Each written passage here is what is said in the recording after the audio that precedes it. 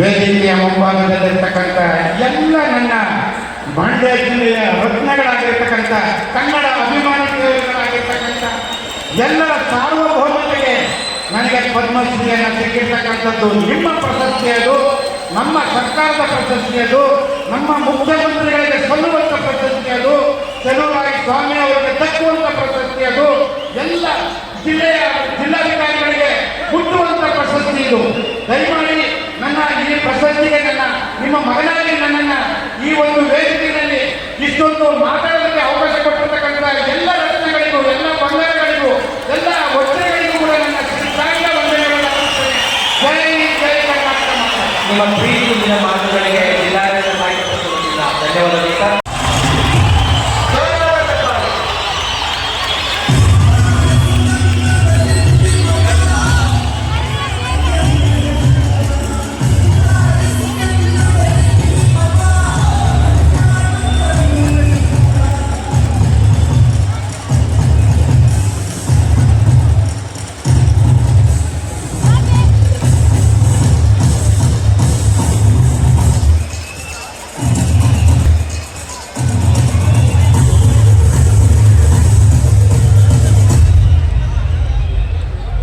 ಇದು ನಿಜಕ್ಕೂ ಅದ್ಭುತ.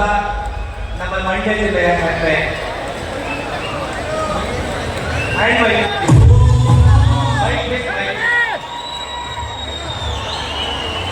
ಮಂಡ್ಯ ಜಿಲ್ಲೆಯ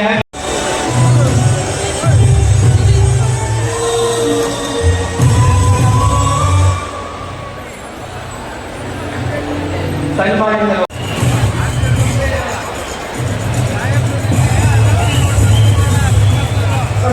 ಧನ್ಯವಾದಗಳು. ದರ್ಶನಂ ಪುಣ್ಯಂ ಸ್ಪರ್ಶನಂ ಪಾಪನಾಶನಂ ಚುಂಬನಂ ಕೋಟಿತೀರ್ಥಂಚ ಸಂಭೋಗಂ ಮೋಕ್ಷ ಸಾಧಕಂ ಅಂತ ಹೇಳ್ತಾರೆ. ಕಾವೇರಿ ನದಿಯ ದರ್ಶನ ಮಾಡಿದ್ರೆ ಪುಣ್ಯ ಸಿಕ್ಕುವಂಥದ್ದು, ಸ್ಪರ್ಶ ಮಾಡಿದ್ರೆ ಪಾಪ ನಾಶ ಆಗುವಂಥದ್ದು. ಹಾಗೆ ನಾವು ಅರ್ಘ್ಯನ ಮಾಡಬೇಕಾದ್ರೆ ಚುಂಬನಂ ಕೋಟಿತೀರ್ಥಂಚ, ನಾವು ಅರ್ಘ್ಯ ಬಿಡಬೇಕಾದ್ರೆ ಮತ್ತೊಂದು ಬಾಯಿಗೆ ರುಚಿ ತಗೊಂಡೇ ಬಿಡ್ತೇವೆ. ಅದಕ್ಕೆ ಚುಂಬನಂ ಕೋಟಿತೀರ್ಥಂಚ 3 ಸಲ ಮುಳುಗೇಳ್ತೀವಲ್ಲ, ಅದಕ್ಕೆ ಸಂಭೋಗಂ ಮೋಕ್ಷ ಸಾಧಕಂ ಅಂತ ಕರೀತಾರೆ. ಹಾಗಾಗಿ ಜೀವನದಲ್ಲಿ ನಮಗೆಲ್ಲ ಅನ್ನದಾತೆಯಾಗಿದ್ದಾಳೆ. ಈ ಕಾವೇರಿಯ ಒಂದು ಯಶಸ್ವಿಯ ಕಾರ್ಯಕ್ರಮ ಆಗಿದೆ ಅಂತ ನಾನು ಭಾವಿಸ್ಕೊಳ್ತೀನಿ. ನಾವು ನಿಮ್ಮನ್ನು ನೋಡೋದೇ ಒಂದು ಸಂಭ್ರಮ.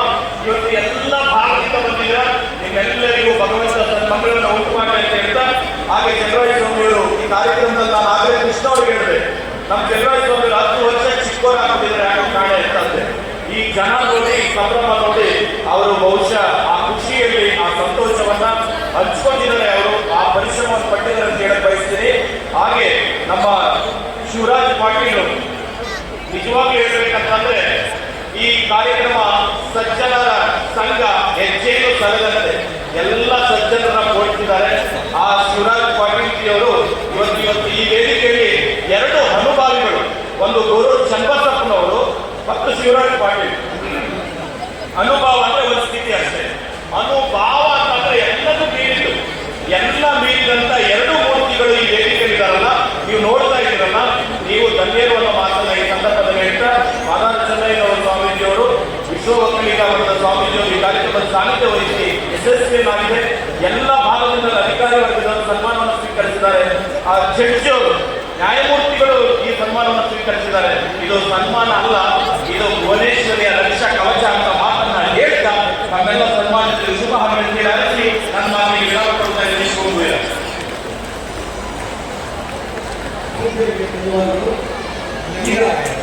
ವಿಶೇಷ ಸನ್ಮಾನ ಡಾಕ್ಟರ್